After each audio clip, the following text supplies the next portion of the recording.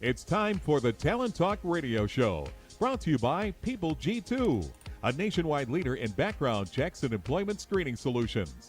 People G2 gives their clients access to the best human capital management and due diligence tools available. They are dedicated to helping their clients with all of their people-related decisions. To learn more, go to www.peopleg2.com. Talent Talk centers on the topics of talent recruitment and management, leadership development, company culture, and employee engagement. These are all timely topics for CEOs, entrepreneurs, HR professionals, and business leaders. We hope that as you tune in to listen each week, whether to the live broadcast or to the podcast on iTunes or iHeartRadio, that you hear something you can take away that will help you grow and impact your career in a positive way. And now, here's the host of the Talent Talk Radio Show, the founder and CEO of People G2, Chris Dyer. Well, for one last time, happy Tuesday, everybody. This is going to be the final Talent Talk ever.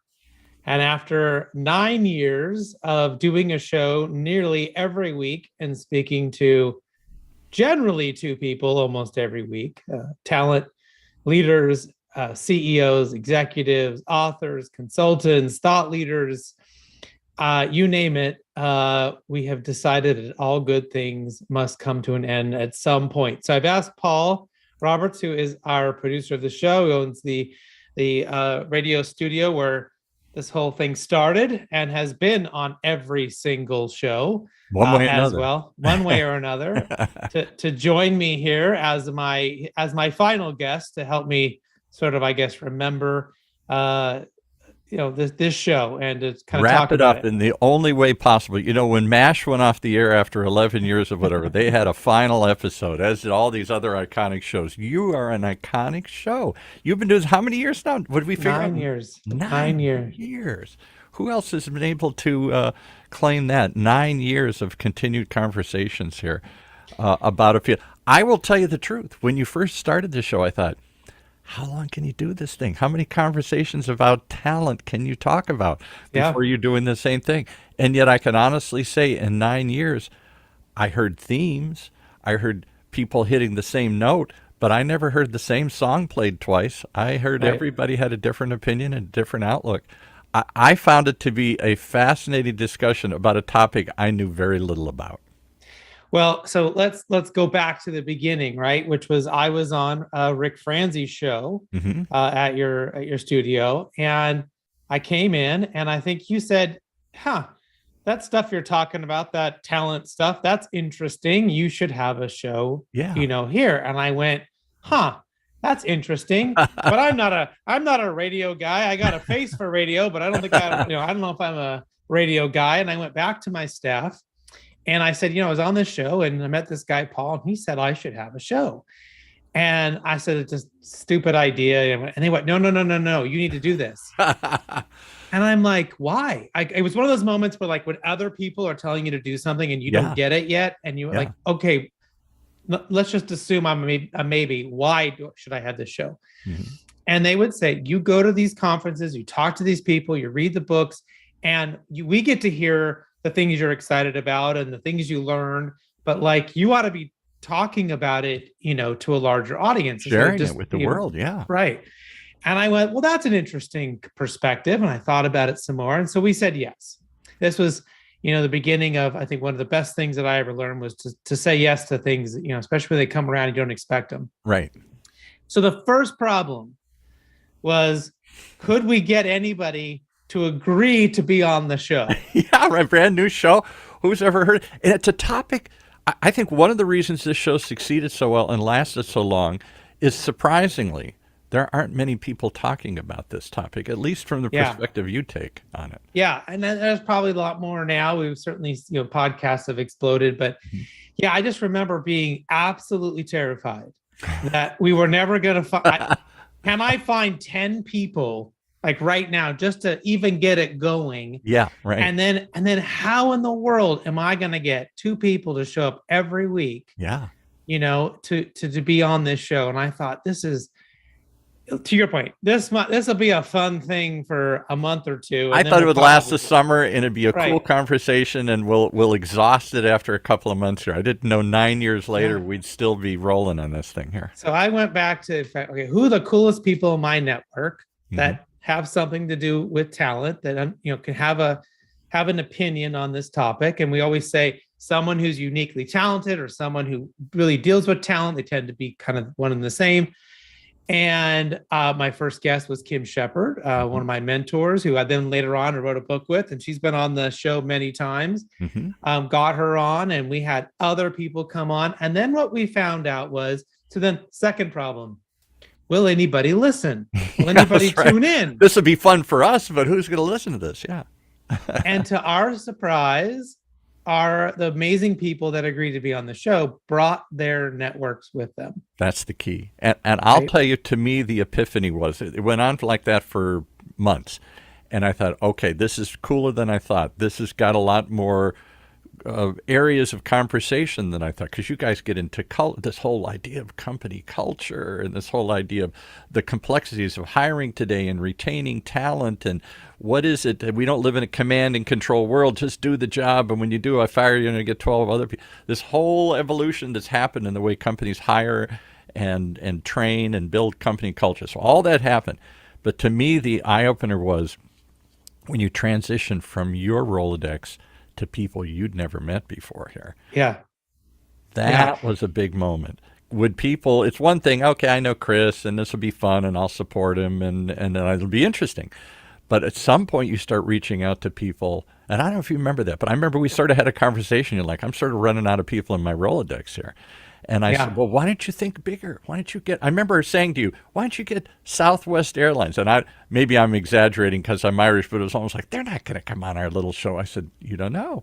You don't know. And suddenly through LinkedIn and some other people, you're reaching out to people you had no idea. And I remember you had the HR director for Southwest Airlines. Twice. We had the head of people twice, two different, people from Southwest Airlines come on, and they've told some amazing stories. And so I think, this is a lesson for anyone who wants to do something, just start, right? That's the first thing. Just try to do it.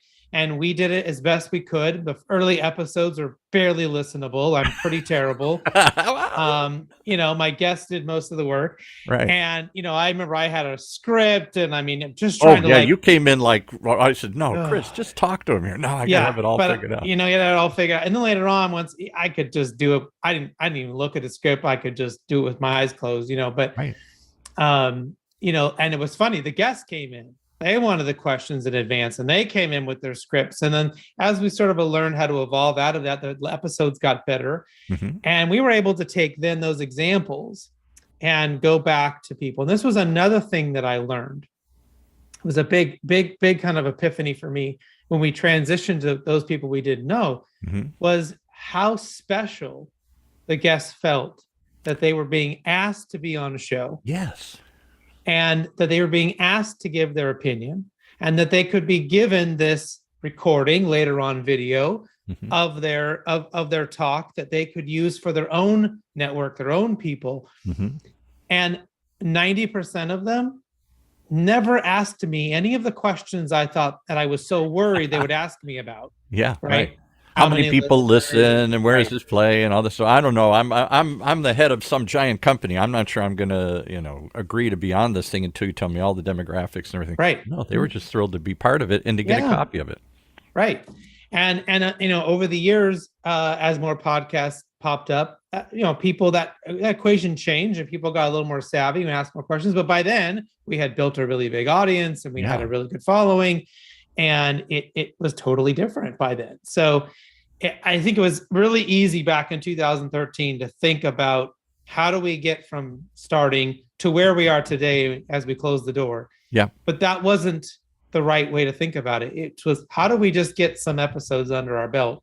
Exactly. And do we like it? So think back to my favorite joke is, I'm a good Irish Catholic, so I pretend that I'm like John the Baptist wandering the desert for 10 years saying, something's coming, podcasting. And nobody would listen to me. And now I'm the mad prophet because everybody's got religion. Everybody's discovered that this happened. back then, and when we started, there were about 250,000 podcasts total on iTunes. That's the only way we could measure how many there were, how many iTunes was carrying. Now there's 100 other platforms other than iTunes. But in those days, it was really just iTunes, and there were about 250,000 regular podcasts.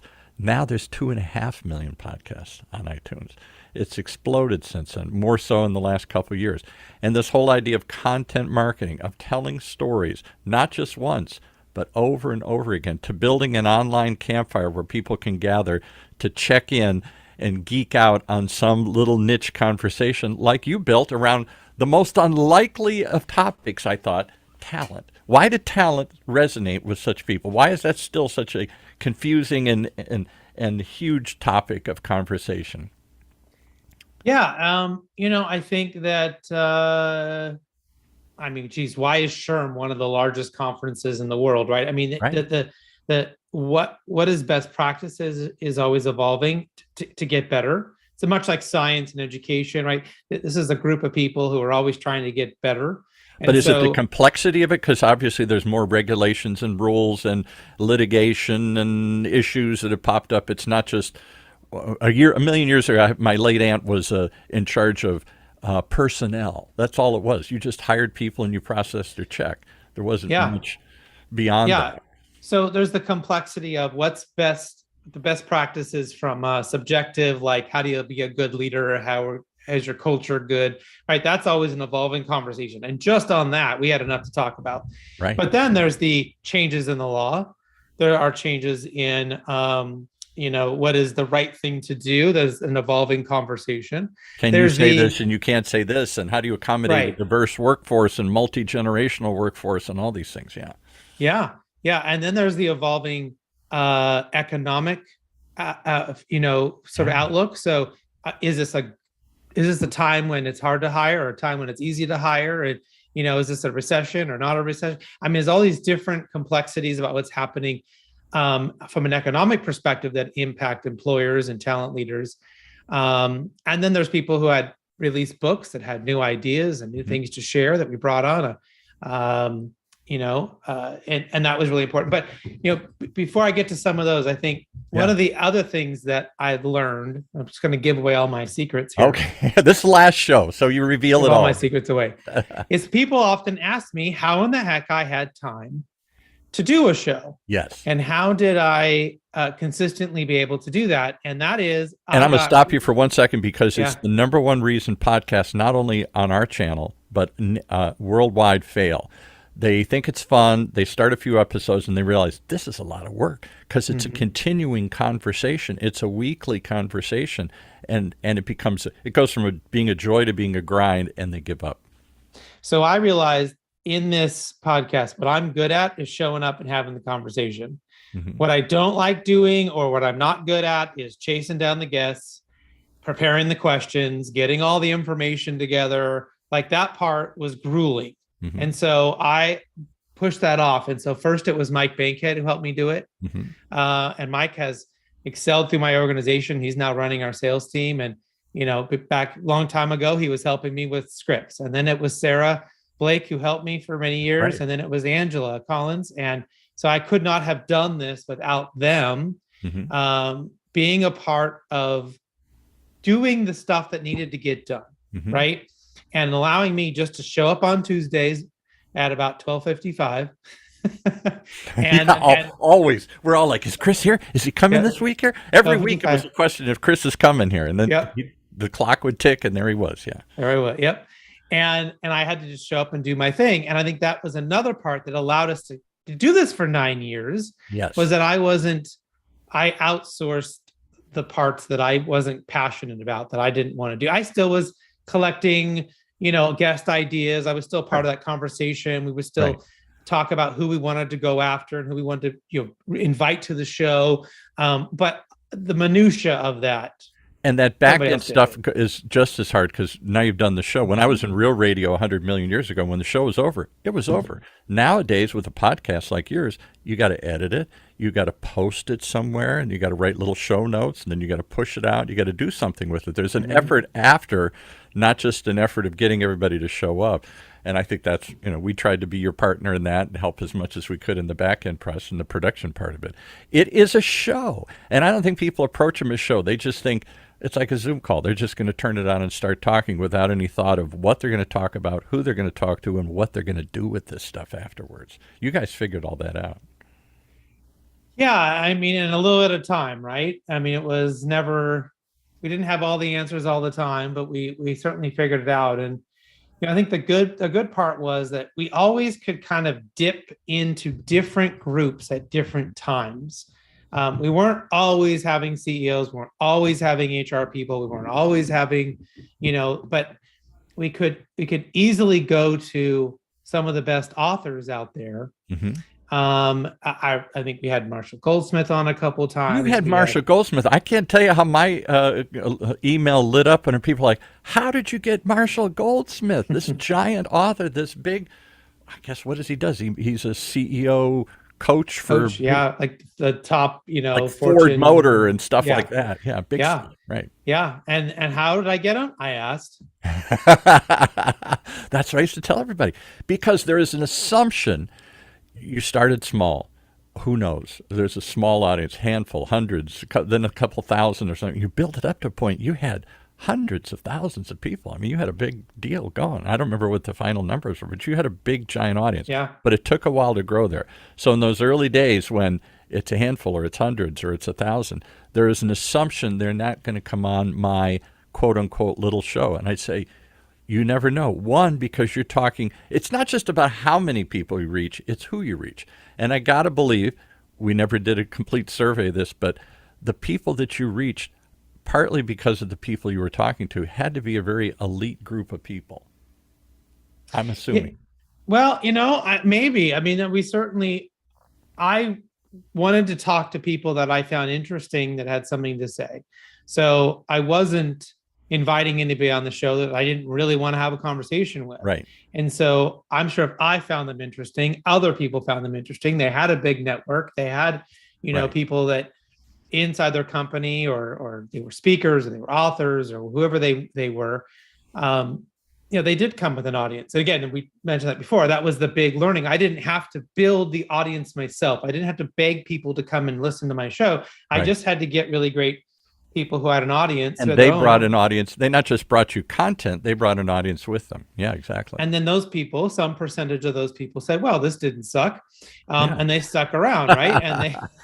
And they would listen to the next one. I mean, I can't tell you how many times I've gotten some random text or random email and someone said, boy, that was a really cool thing you said last week on the show, or that was a really cool conversation. And I'm like, wait, what, you listened? I mean, was listening? What? Somebody was listening. Yeah. I mean, and I can almost predict it now with clarity. I know when we talk about something with a little bit of an edge or a little bit of controversy, that over the next week or so, I will get a couple hundred comments, whether text, email, IM, just through how I know different people, that they will listen and then they'll give their opinions and they'll talk to me. And I'm like, that part always blew my mind, and then I think some of the challenges that we had was, to your point, we built an audience and we knew they were listening because we were getting just astronomical downloads across the different platforms, but we didn't know who they were unless they raised their hand, unless they came to me on LinkedIn or they emailed me or went to my website and said, I found you this way. We don't know who they are. So we're talking to people all around the world and we can see some of the demographic information, like what countries they're from and things like that. But we're also like, still, I guess it's just no different on radio. You don't know who you're talking to on radio, FM radio or AM radio. Right. Traditional Sirius. over-the-air radio is the same thing. When I was in radio, I knew people were listening, but many of the night I was a late-night DJ, WMYK, K94 back in Virginia. And all of a sudden, I'd say, is anybody listening? Call. You felt very lonely. You're just talking. Am I talking to myself or is anybody really responding? And then people would call or they'd run into you later and say, listen. It's amazing. I'll tell you the three things that I always tell the story. You don't even know this, but I'm going to share this today here in the last episode. The three things I always share about your story is, I said, one, I thought this is a topic that, as I said, that didn't have legs. I couldn't imagine that we wouldn't run out of things to talk about. One, and you never did. because of the importance of it, the breadth and depth of it, and I think maybe the breadth and depth of your interest in the topic. You weren't just talking to CEOs, just talking to HR directors. You're talking to a variety of people. That was one.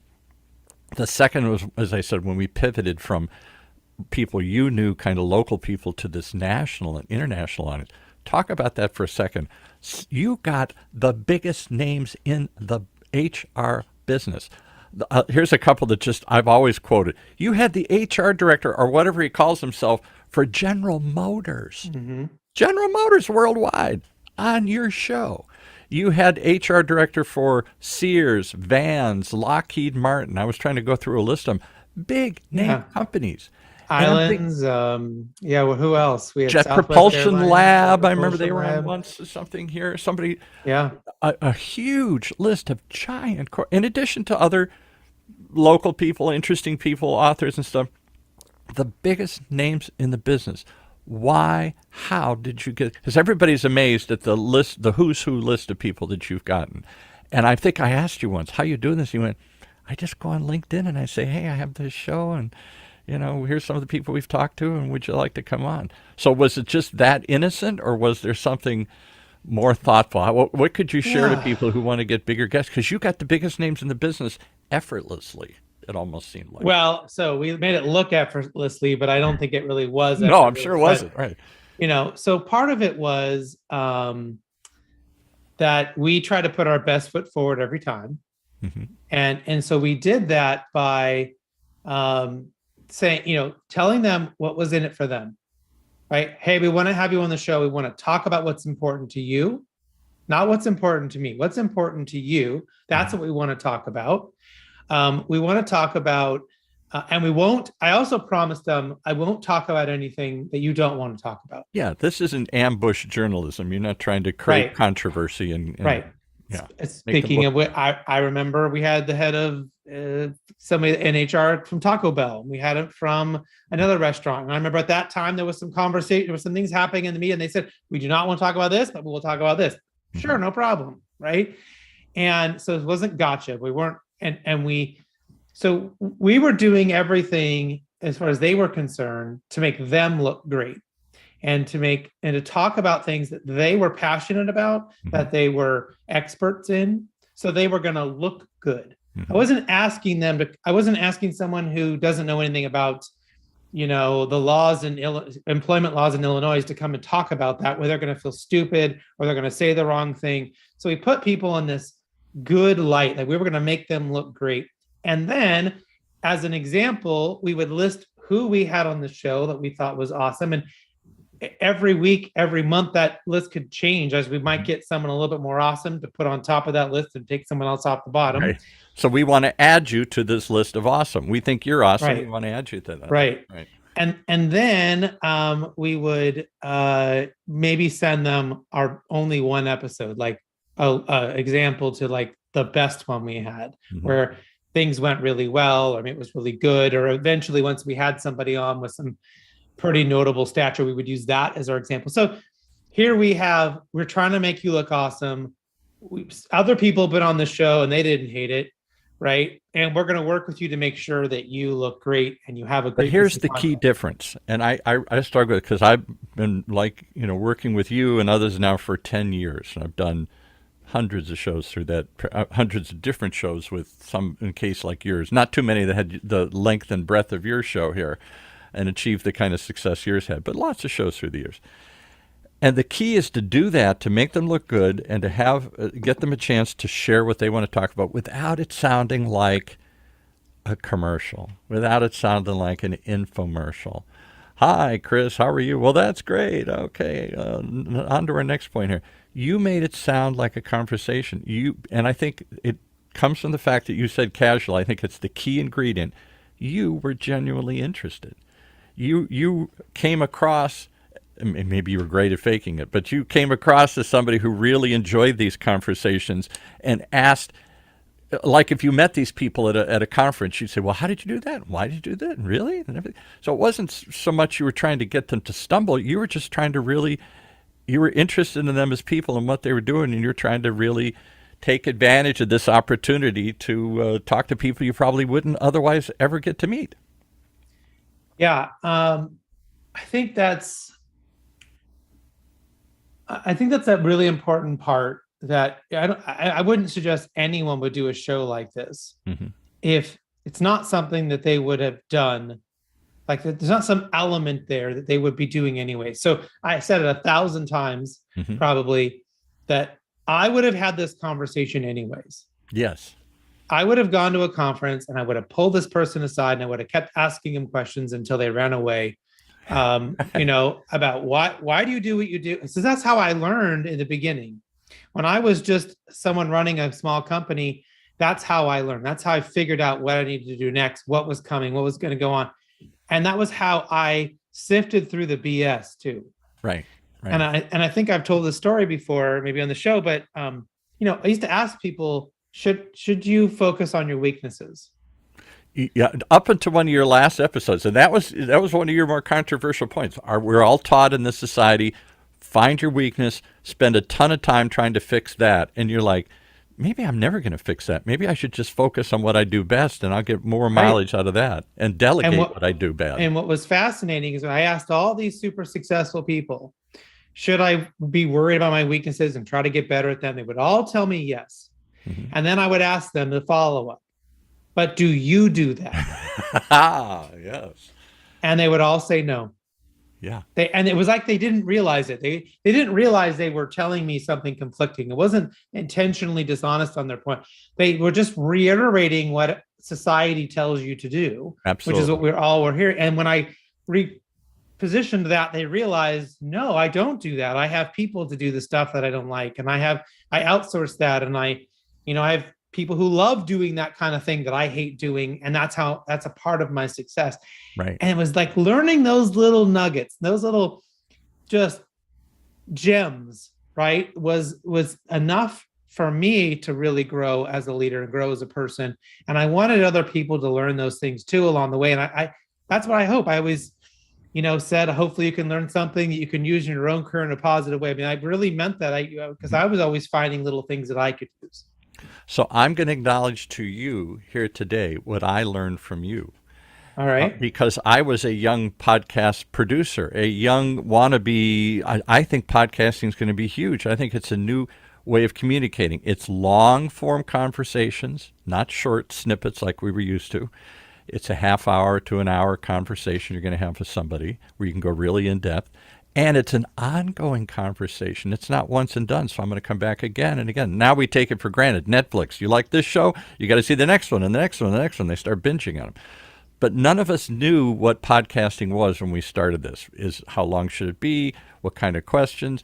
Should it be talk radio and you got to really press these people and be controversial? Or is it just a fluff piece? Or is it something in between here?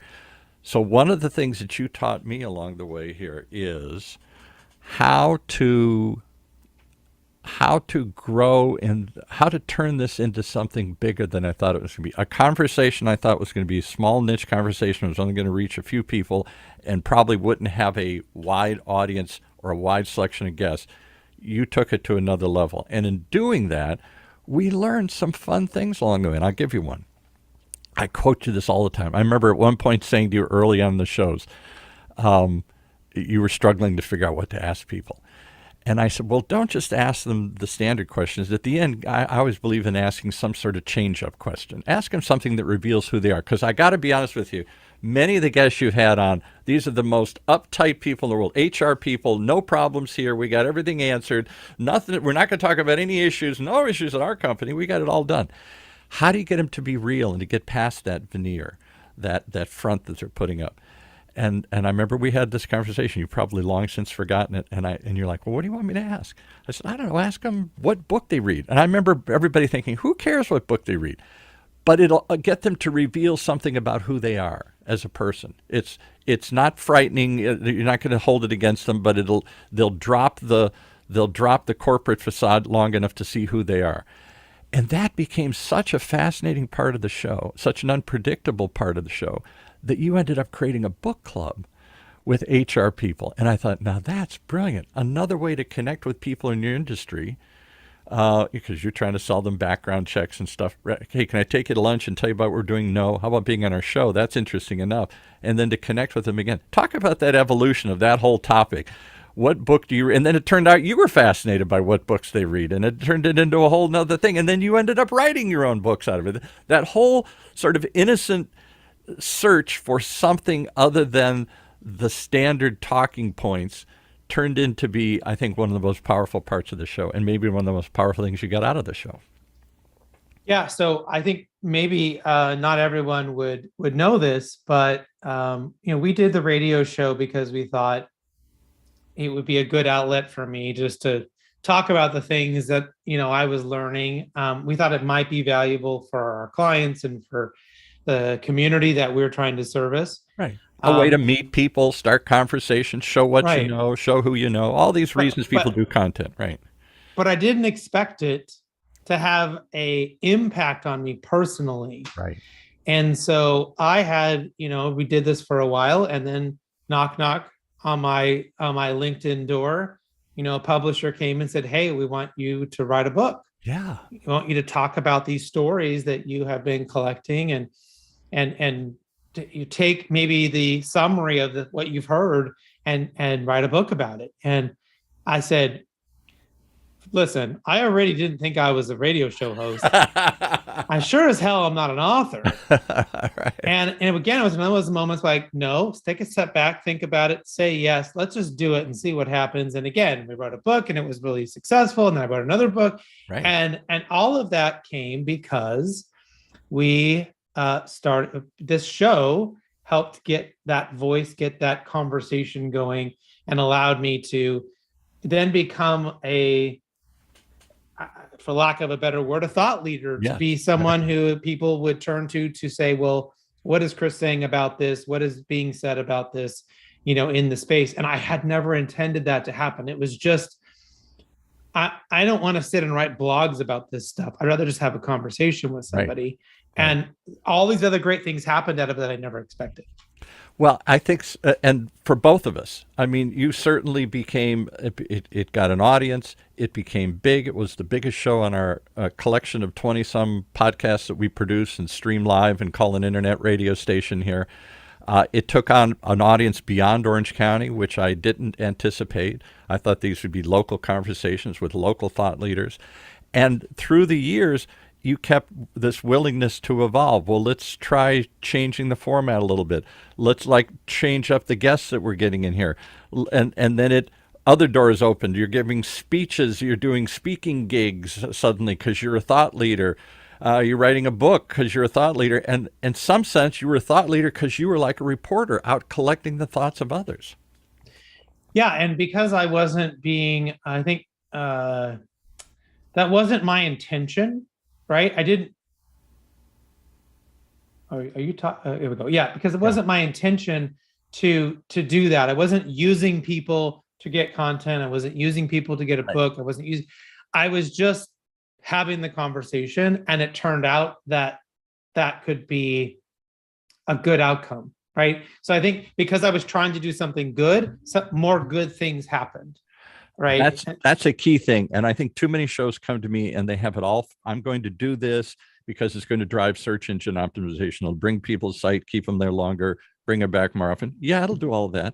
Or I'm going to start conversations. It's a networking. It's a prospecting tool. I can't get a lunch with them or meeting with them, so I'll get them into the studio and they'll meet me face to face. And they have it all sort of figured out immediately what they're going to get. And the biggest shows, the best shows I think we've done through the years have been more like yours, like, I don't know.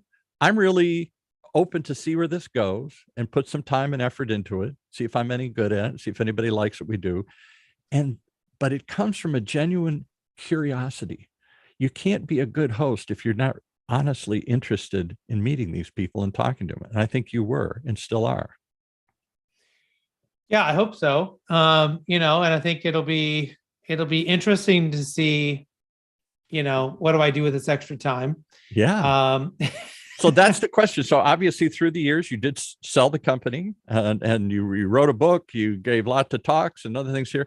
Now it seems like you're kind of in that next phase, like, what do I do next year? And I assuming you're kind of, I don't know what's next for Chris Dyer after Talent Talk. Are you still going to be in the talent field? Are you still a coach, a author, or are you pivoting into something? I know you love to travel. You're just going to travel the world here. What comes next for the audience? Everybody wants to know. Yeah, I think the big one of the big impetuses for me to kind of stop the show now is that I'm being asked on such a regular basis to speak, that it became very, very hard for us. We started getting a little bit inconsistent with scheduling and being able to have a call or having a show every week, because I would be traveling or I would be giving a speech at a different venue or for a different group or what have you. And so I think that's sort of the next thing, is that I'm going to be using this time to hopefully be giving, larger keynotes to groups, and to be able to keep the conversation going, but in a different way with a group of people, right? Whether that's at a large keynote for 5,000 people, or that's a small, company, meeting of 50 people or whatever that may be. And to have the conversation there, as opposed to, I guess keeping it going here, which is, I never thought it was going to last 9 years. No, I admit now freely, I didn't think it would last 9 months, but I thought it was a conversation worth having that I found curious. I was curious listening. I thought, I wonder if we could build something on that. There's a topic, everybody's talking about culture. Like you and I would have this debate. We both have different. I'm an older guy here, so culture. Oh yeah, that's just the latest talking point. Culture, like anybody really believes this stuff. Oh, we got a great culture, but we'll fire everybody if we have to. I think too often it's just a buzzword that fills in the blank. It used to be, mission statement. Now everybody's got to have a culture, and they just check the box. But you honestly believe that, look in it, and have found some real substance to that conversation about culture. And that's become your kind of, what you wrote your book around and all these other things here. I mean, culture has become more than just a buzzword, I guess. Yeah. So it's still a buzzword, but there's a lot more people really doing something with it. Right. Right. You could use the music as an example. There's a lot of people who can play guitar. There's only a few people who can play guitar really well. Right. But I think there's more people, at least in that mid tier, who are pretty good guitarists, who are still doing, they're not just pretending or not just playing 3 chords. Right. You sort of have people that there's been an expansion in this. And so, it'd be interesting to see what happens, because speaking of music, it kind of reminds me when COVID happened, I was playing in bands and I was doing stuff with music as well. And of course we stopped, right? Everyone had to stop. There was no venues. We all had to stay home. And I took all that extra time that I was spending practicing and writing songs and all that stuff, and I put it into other things. And what I got back was tenfold. Whereas with the music, it was limited, right? Unless you're touring the world, unless you're some big act, right? Playing music is pretty hard. Hard life. Hard long life, shot. It's a long shot. And there's not a whole lot of reward when you're in a bar with 10 of your friends who you basically bribed them with beer to show up, right? It's not, it's not the life you want to be living. You're doing all these other great things and you can't get 10 people to show up to a bar to listen to you play some songs. And so I'm wondering, now if this is a certain amount of time that I dedicated to this every week and energy and thought, where can I take that now and maybe do something good somewhere else? I think I'd be interested to see where that takes me. So last couple of questions and we'll wrap it up. You got to give me some funny takeaways. I'll start with 2, a good one and a bad one that I remember. I'll start with a bad one. I don't remember the guest. I wouldn't name them if I did, but we had a guest and most of the time you've done thes remote because you got busier. It was hard to get you to come down to our studio here. But in the beginning, you used to come down regularly and we record them, stream them live, record them live. And there was a guest that came on, I don't know if you remember this one, and they wouldn't stop talking. You asked one question and 20 minutes later, they're still talking. And they weren't in the studio. So they were like we used to use Skype in those days. And you looked at me and I looked at you and we both felt like we could walk out and come back in an hour and they'd still be talking here. I don't know if you remember those kinds of guests or that one in particular, but I just smiled because it's like, wow.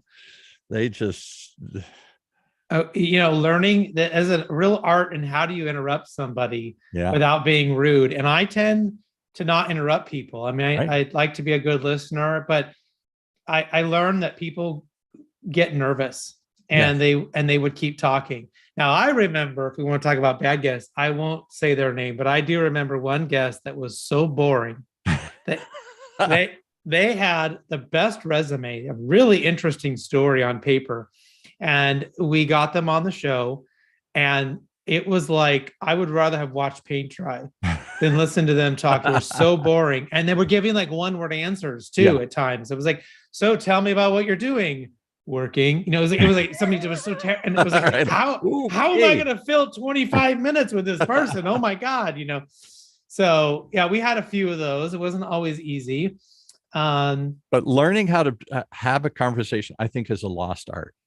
We aren't interpersonal anymore. We think of ourselves that, but we tweet, we send an email, we wanted a short summary. And yet this is old-fashioned conversation, the art of conversation. I think that's been lost along the way here for most people. It has. And it's easy to say I can communicate well on social media or an email or on Slack, but can you have a conversation with someone that other people are going to listen to, that is engaging? I mean, that was always a pressure. That was always a concern, is that it's bad enough if I have a bad conversation with someone that isn't very fun or interesting. There's people listening to this. Yes, exactly. Right. And so we had to think about that all the time. Well, I think that you did that well. The proof is it lasted so long and built such a huge audience, and you got such big guests along the way here. I'll tell you the one that sticks out. I was trying to think back, which one of all the ones you talked to. I mean, I was impressed by General Motors and Sears and Benz and like all those ones you rattled off. But the one I remember the most, you'll never believe this one.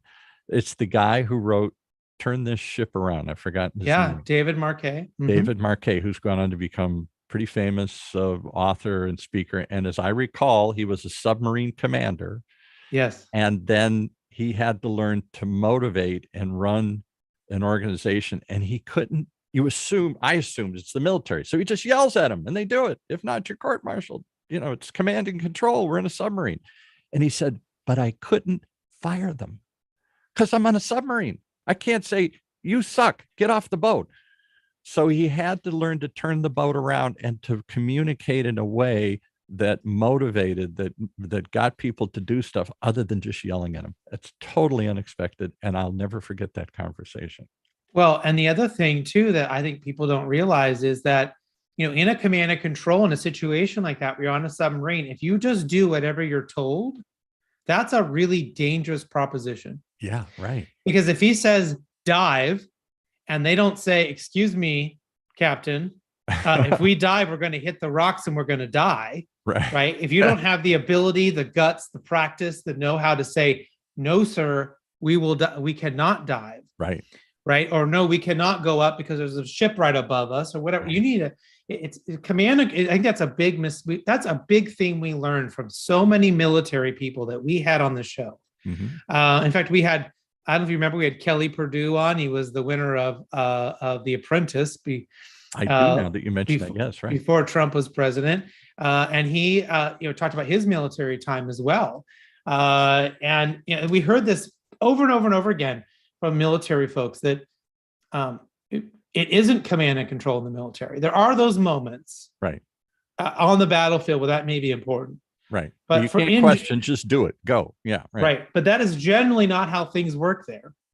For that exact reason, is that you need to rely on people to tell you and give you feedback on whether that decision makes sense or whether or not it's going to get people killed. We can't just say, do what I say because I said so, when people have nuclear bombs on a submarine or holding a gun or a grenade or whatever. There's real life complications there, unlike our little trivial world of dealing with people, right, and employees. I mean, this is a much bigger scale. I think we forget that as civilians. And yet me too, we all want our employees to be robots. Just do it. Just do what I say. I'm not going to explain it. I'm not going to debate it. Just do the darn thing. And maybe there are times that's appropriate, but fewer and fewer. And that really was an epiphany for me. A guy on a submarine who you would think has complete control over these people. He said, I did, and that didn't work. I had to shift. I had to turn the boat around. I had to find another way to communicate with these people. Yeah. And I think that's a really big lesson, and for me as a leader, I think I actually really enjoy anybody who does want to talk about it and does want to challenge me and does think there might be a better way, because if they have that kind of gumption and they have that kind of passion, right, I want to hear it, because either I'm going to learn something or they're going to learn something right, out of that. And I think I get fearful of the leaders who don't want to have that conversation, right? Because I have nothing to learn from you. You're here just to do something. And I fear that more and more corporations are trying to turn people into robots. Everything's becoming automated and remote and distant. You were one of the first companies, still one of the bigger companies I've ever known, that embraced this remoteness early on, to trust their people, to let them work at home, that they're not screwing off and watching TV instead of doing something here. That was a whole interesting journey to watch. And because in the beginning, even to this day, you were pretty rare in doing it. Now it's become more commonplace. It had to be because of COVID. I wonder if that will evaporate and people will go back to collecting them and controlling them and telling them what to do. I don't know. What do you think? Well, I think time will tell. Time will tell. There's always going to be people. There's always going to be crappy leaders. There's always going to be, someone trying to make a rule and put everyone in a box and try to make it work one way. That's always going to be something that's possible. But the good news is there's a lot more good leaders out there. There's a lot more good examples of what you should be doing. I think that there ever has been, and there's been a real shift. And maybe we won't get to experience it in our lifetime, but certainly our children and our grandchildren will probably see a whole nother sort of real change. Just the fact that how much has changed since the Industrial Revolution, It feels like we should have more progress than that. Right. But if you look at it, how quick things tend to move historically, a lot has really changed in a very good way in a short period of time. Well, I always tell people, you're not going to hear another show like Talent Talk, not in my lifetime, not in a short period of time. You hit a note at the right time that resonated. You got an incredible selection of guests, and you approached it as somebody who was really genuinely interested in these conversations. Like, you do this whether anybody was listening or not. You were just generally interested to talk to these people and learn from them and to talk with them and share ideas. And that came across. So I always say to people, if you want to learn how to do this, and everybody suddenly wants to, 2.5 million podcasts now, there were 250,000 we've started. Everybody wants to do a podcast. There is an art to it. And it starts with the art of curiosity. It starts with the art of conversation. And then it starts with just exploring and seeing, let it find its own path, its own voice, as they say. You allowed that to happen. And I appreciate the opportunity to ride along all these years. So I just really am grateful we had to end it. You wanted to just sort of end it one day. Oh, no, we got to say goodbye. And I got to talk about this stuff. Well, it's hard to say goodbye, I guess. So yeah, it's a master class. So you put on a master class of how to do this. And it was masterful to watch. So thankful to everyone who agreed to be on the show, everyone who tuned in and listened, whether it was one time or every time. Certainly again to Mike and Sarah and Angela, who helped keep the ship moving from figure out who we're going to talk to. And of course, Paul, you have been on, like I said, every episode, making sure we're on the air. And so thank you for everything that you've done. Like I said, we've done it in person, we've done it remote, we've done it in all these different formats and different programs, and been able to evolve over time. And so I hope you'll come back at some time, and when it's appropriate, a year now, 2 years, maybe not another show. Maybe we can't, maybe you can't recreate Seinfeld again. There's only one Seinfeld or something here. But if you find something, as the great Johnny Carson said when he left the Tonight Show, if I ever find something that I'm passionate about, want to talk about, I hope you'll come back and talk to us about it here. Absolutely. And share that, because it was fun to watch. And it was certainly one of those shows I'll always remember. It was one of our, certainly probably our most successful, one of our longest running shows here, and evolved over time into something I look forward to each and every week. I'm going to miss you. Oh, I'm going to miss you too, Paul. And Everyone knows where to find me. So if you want to reach out, if you want to have a conversation, I'm still going to be having conversations. I just won't be having them Tuesday at 1 So o'clock. how do they reach you if everybody wants to find you? There we go. And go to chrisdyer.com is the best place to do it. DYER, chrisdyer.com. Right. All right. Thanks for riding along with us, and I look forward to hearing where it goes. It was a hell of a ride, and I'm glad we wrapped it up in the right style here. Thanks so much for all those years of Talent Talk. Thanks, everyone.